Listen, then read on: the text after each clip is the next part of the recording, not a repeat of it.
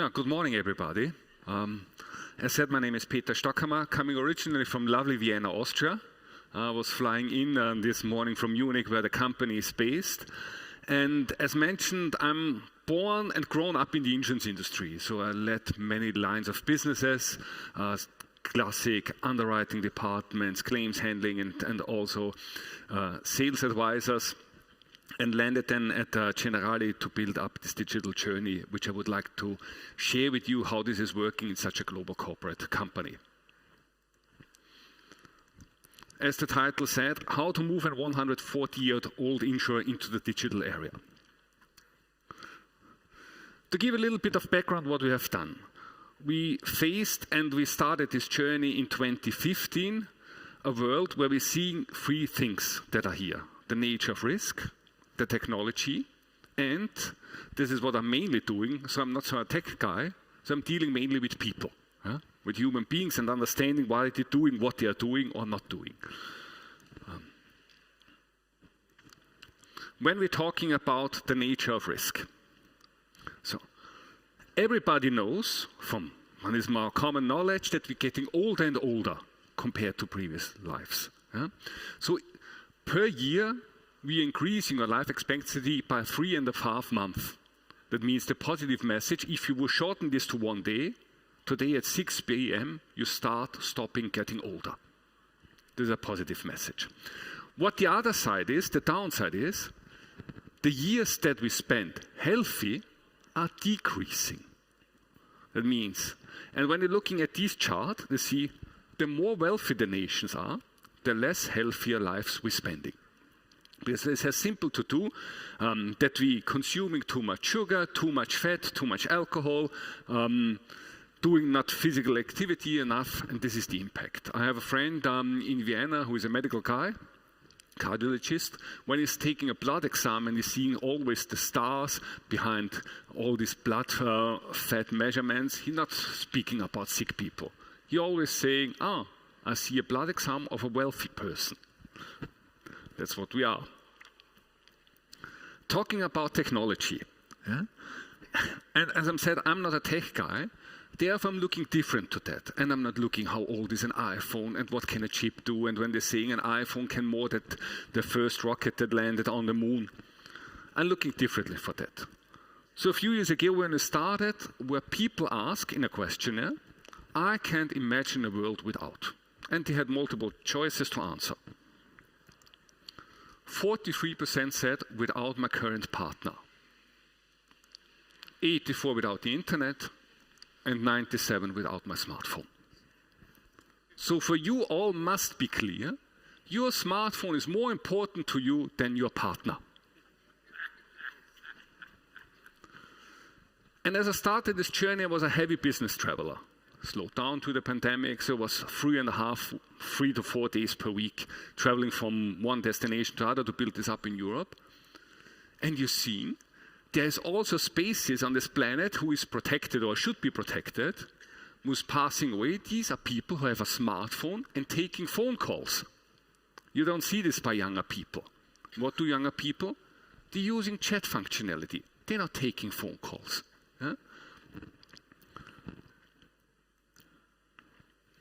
And last but not least, who we are. What you're seeing here on the next slide is the second building of Generali. The company was founded in 1831 in Trieste in Italy. Not sure if you've ever been there. A lovely town. What is bad for me is one of the best ice cream stores ever that I found globally. Just 2 minutes walking distance from the office. And I started in this office. Obviously not at the time when you can imagine. So this office is the second one and it's then from 1860. And as you see on this image, you can imagine that the smartphone penetration was a little bit less than nowadays. Business travels took a week, so if there was an urgency in some of the business units, within a week the CEO was there to have a physical meeting. So, and this is how historical that we are having as Generali. Furthermore, what we as insurance industry doing, and I'm always shaking the insurance industry, and I'm coming from that is how our customers seeing insurance products. And I worked for a different company who had the company color blue, And there was a question in a survey to potential customers, and said, why are you not buying from our companies? And I said, quite simple, because what you're getting from you in blue, do I get somewhere else in red, green, yellow, whatever. Yeah. So, therefore it was also time for us to bring in a new proposition. What the insurance industry is also not good is to bringing in new sources, new innovation from external. So usually what insurers doing is, and banks as well, is everything is done in-house. And this is where I challenged in the thing. Because when you're bringing them in, FinTechs or InsurTechs or other companies with a new idea, usually the IT guys then popping up and said, I can do this as well. And I said, no, you can't. Because if, then you would already have done it. It's not an external one. And this is describing and it's not only what we're talking about products. Everything more or less is in-house compared to a car manufacturer. And I'm taking this picture. It was not Henry Ford who made many quotes, but was one of the Ford company and said, if I would behave like an insurer, I need a farm with cows because finally I need leather for the seats in the car. And a car manufacturer is not doing this. So we have to open simply our space, what we are doing and what we're bringing in. And that's what we have done as well. So when we started this journey to building up in a global corporate, we brought in new guys, young guys. So we built up a startup, some kind of startup. We are around 30 people. When we started, we were 25, coming from 16 different nations, brought in externally and internally. And this was one of the success factors that we had a mix of people like I, who understand the insurance industry, and people who are young and bringing in technology. Because we said we want to have a product that is steered via an app and web portal, which is completely online. Not what we're usually doing, but will be sold via our traditional sales force. And what, simply as I'm saying, I'm dealing with the people, and this is important when you potentially pitch for such a global corporate. We know how to behave. That means we were super dynamic compared for an insurance industry, potentially for an InsurTech slow. But we know that we went to the business units, and when I went into the executive board, that I'm in a dark navy blue suit, with ties, cufflinks, super conservative. And I have no like to wear ties, not get me wrong. But I'm knowing as well, when we pitched as a startup, and I was in Berlin, and there were the people coming from us that grown up with me in the industry, coming with a suit, and I was coming with shorts, and a t-shirt, because we know how to do. And even if it's potentially not fair, but I know when I'm going into such an executive meeting, who leading a business unit that brings a lot of profit as large companies, I know they don't taking me serious when I'm coming in shorts. And this is simply what we have to do. And what also is new, what we have done is simply, we said we want to keep the product fresh, so we're renewing it each year, bringing in new components, new features, new functionality, which is also not standard in the insurance industry, because usually you're launching a product, and then you take it into the market, and after 6-7 years you're bringing a new one, and comparing what your competitors are doing. And there's so many. When I was I remember it was the French business unit when I was there, and they said, I need a meeting with the executive board because we have to decide on the next steps. This was before launching. And I said, okay, you have to bring me the document that you want to bring into this meeting 3 weeks in advance. This will not work. And I said, no, then you got no meeting. Got no slot in that. I said, okay. Then I did a presentation and shared in 3 weeks in advance. And then I went in this board meeting. Remember, it was a super hot day. I was coming with the public transport and thinking the inside was 60 degrees because outside was 37. And then I presented slides, and they were completely different. And then they were saying, but this was not the slide that was submitted. I said, correct. This was the status 3 weeks ago. This is the status from today. And I can clearly describe you what happened in between. So this was also the game to bring in a new dynamic.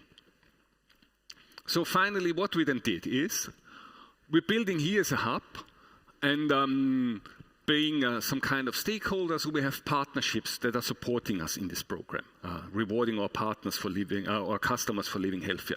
You're seeing some famous brands like Apple, Adidas, Expedia. Don't need to run through the list. You have on the top the headquarters, which is our owner. Yeah? The company is 100% by our headquarters in Italy. We have clearly our customers.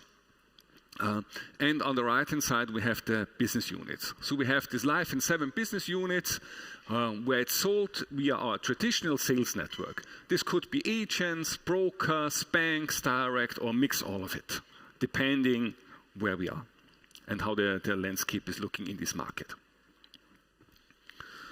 Why we are doing this is, as an insurance product, is simply the benefits are we're getting a sales increase.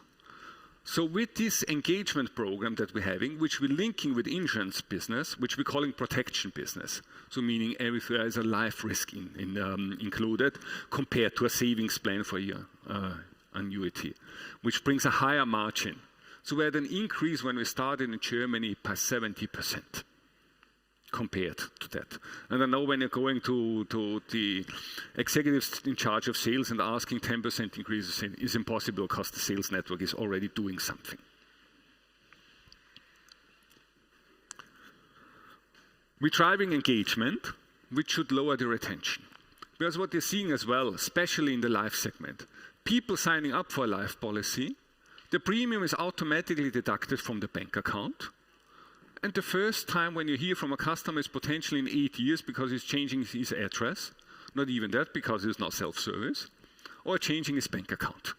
Clearly our sales advisors have regular contact, but what we're seeing on this journey, people simply getting their premium deducted, don't get the value of an insurance proposition that there. And with this engagement tool, where we're steering simply regular communication, customers always getting positive news, engaging with the program and communicating permanently. As I said, we have regular communication, so don't need to go into detail. You know how our app's working and how they regular communicating with customers, which is an insurance industry usually not doing. And I can tell you this is one of the weak points that we're having, what we drove with that as well. The people who have a policy with an insurance company and shared the email address is really low, really low. We started recently and launched just 1 month ago. This was 1st of October.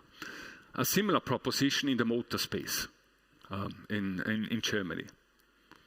And I looked at one part segment that so there's one segment that we're having in the motor policies in Germany. There's 1 million customers, a little bit more than 1 million. But only 12,500 have given their email address. So this is also important that we're driving here this regular communication. And to be in this program, it's mandatory to have an email address. Otherwise, it's not working.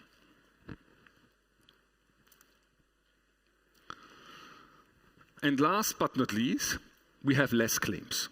So what we're doing in this program is simply we're making people healthier, which has a positive impact on our side. Because we have less claims. We have positive effects on our side because we're increasing asset retention, have more sales, and the customer has the benefit, which is important, to live longer and healthier. It's not standard, and most of us value this when they're getting older. Because unfortunately, if you're living healthy, it has not an immediate effect. So I'm doing a lot of also presentations about the product itself in front of sales agents. And when I'm seeing that, because nearly also in continental Europe is everywhere smoking prohibited, then I'm seeing before the session starts outside and smoking. Yeah? And I'm telling them, I have never seen a person said, this is the last cigarette because then the pain gets too much. It's not happening. So you're paying your price later. So it's coming. But on top, we're rewarding the people for living healthier with vouchers, discounts of all these partners that I've showed you, like Adidas, Apple. So you can get, for example, an Apple Watch for free if you're engaging regularly with the program. Discounts on travels. So I recently was in my hometown, Vienna, and get 40% discount off, which is a nice benefit. Yeah? This is simply what the benefit is bringing out of this program. happy to take questions.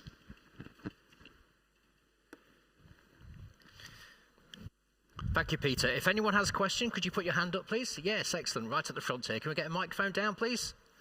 Just right down here, please, Marcus. If you can start by stating your name and where you're from, please. Thank you. My name is Dauled. I'm from Kazakhstan, just arrived to UK and worked in an insurance company.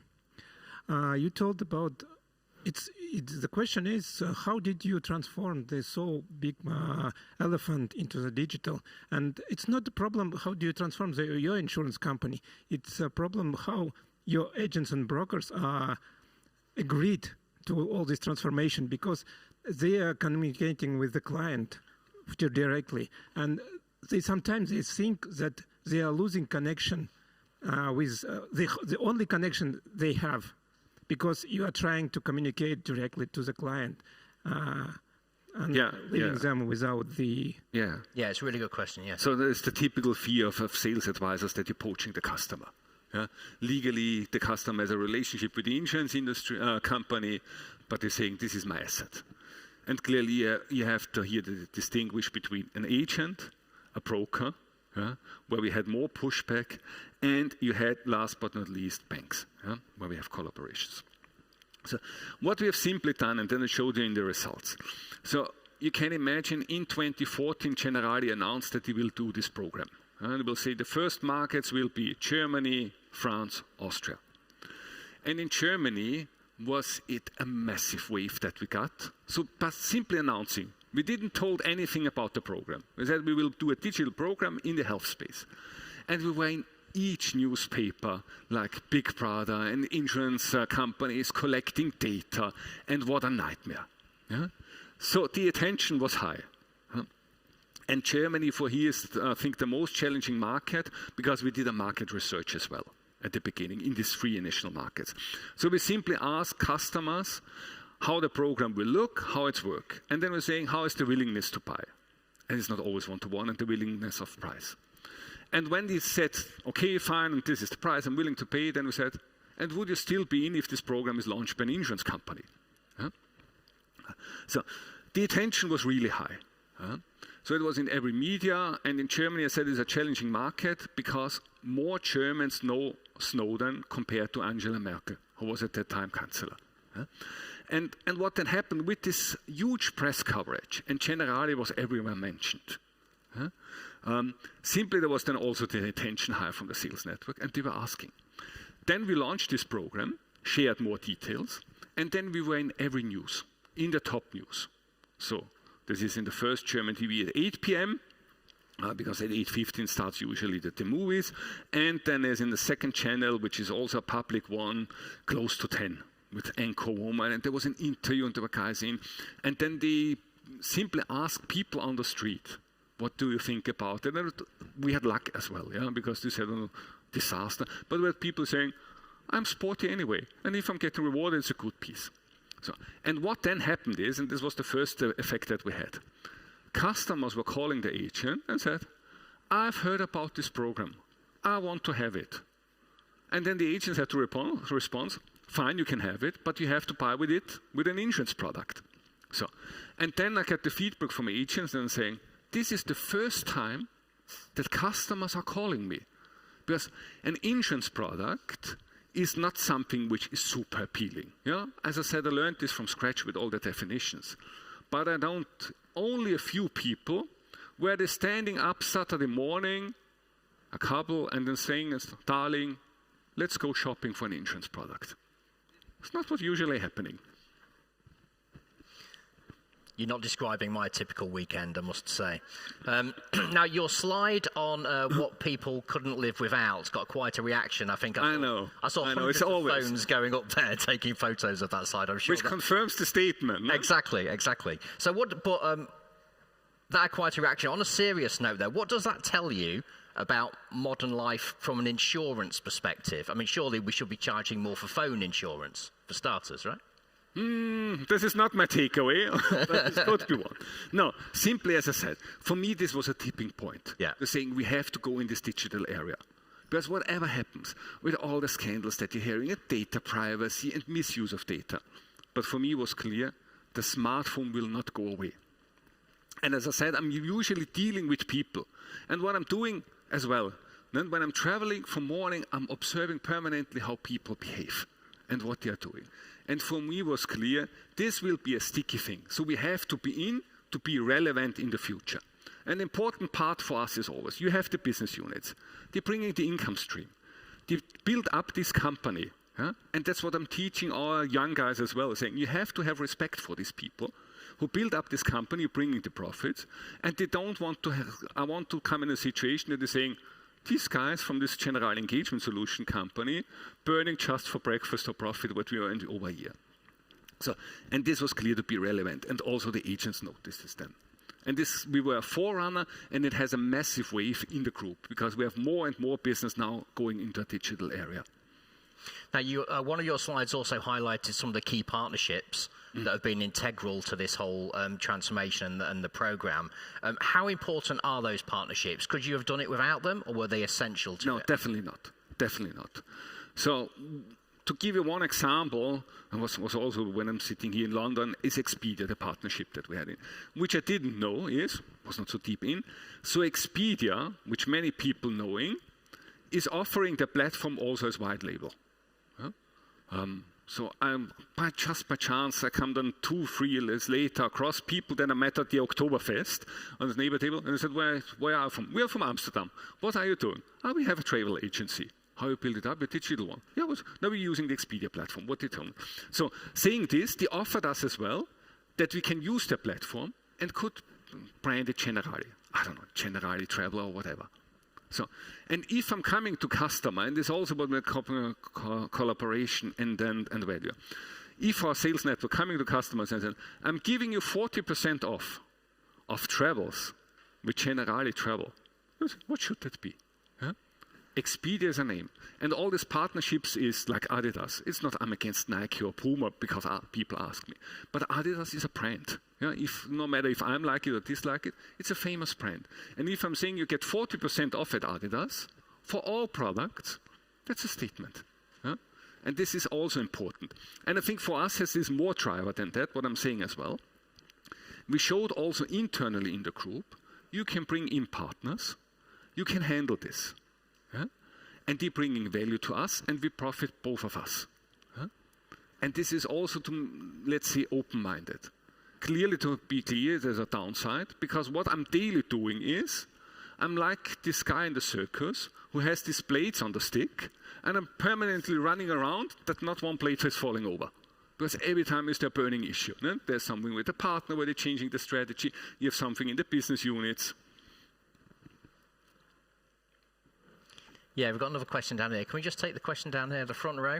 And then I've just got one final quick question for you, Peter, as well. And again, just state your name and where you're from, please. Thank you. Hi, I'm Gavin Peters from Genesis Technologies, which is insurance software. You talked about, obviously, modernising your insurance systems. Have you found it frustrating or been hindered by like legacy technology? Because I think insurance is quite notorious for having lots of layers of legacy technology, and then how difficult that is to then update it and migrate, particularly your data, into one place. Has that hindered the speed of transformation that you wanted to go through? To be honest, no. So I've always two questions that come across, and I'm seeing in many conferences. This is firstly the statement like you have a legacy system, and secondly, you have the regulator. And I know that the insurance industry is more regulated than any other industry in the world. But nevertheless, you always can find some space and gap. And we have these legacy systems, and we have to understand they are super source of data that we're having. Also, when we're coming across, we're collecting data with this app. What a health insurer has as data is enormous. So it's simply open a channel. For sure, what we have done is, as I said, we challenged our IT guys, brought in new people, brought young people, fresh blood from outside the industry, who are simply questioning these things. And also with the regulator. I was sitting with politicians in Berlin. I was sitting at the regulator saying, that's what we're doing. That's where the data storing. That will be encrypted. For sure, it's not easy. It's an obstacle that you overcome, but it's not impossible. I think this is a question of mindset. And potentially I'm too old. That's the advantage on that, because I've heard so many times, it's not feasible. And also when I'm starting with a young team and I said, this is the plan, I want to have this and that. And they said, it's impossible. Okay, I said, then let's break it down and let's do it. Okay, thank you. Now, just one final question, probably the most important question of the day. Your favorite ice cream flavor? Depends on the temperature. Oh. That means the warmer it gets, yes. the more fruity it gets. And the colder it gets, the more than cinnamon or something like that. But I can really recommend your Gelato Zampoli. They have some cakes which they produce this ice cream. So if you're passing there, can highly recommend it. Unfortunately, it's unhealthy and faces my issues with weight, but nevertheless. Okay, well, we ask all the tough questions here at FinTech Live. Thank you so much, Peter. Great session. Thank you. Thanks a lot.